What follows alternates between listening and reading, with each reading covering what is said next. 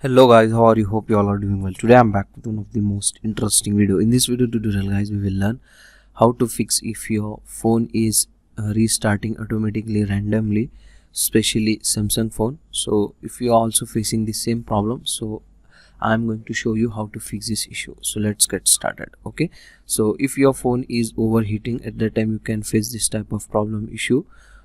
So just cool down your phone if the phone is overheating. And then main important thing, if you have installed any third-party application randomly on your phone, just you need to find out that app and install it from your device. Okay, sometimes the app will cause this type of problem issues on your phone, that's why you need to uninstall it. Okay, now one more thing guys, this settings is only available in Samsung phone. Just you need to open the settings on your phone, scroll down and find out battery and device care option. Just open it. Okay, like this. In the top right side here you can get three dots option, just tap on it, and here you can get the option automation. Just tap and open it, and if the option is enable auto restart at set time, you need to disable it guys. Okay, so accidentally by mistakenly if the option was enable, at that time it will automatically restart your phone randomly several times. Okay, so just disable this option, that's it. Now it will fix your problem 100%. Still in case you're facing the same type of problem,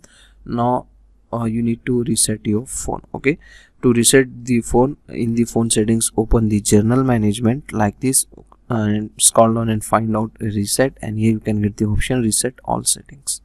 If you want to reset, just tap on it. So before resetting, if you have any important data stored on your phone, you need to take it back up and then reset it.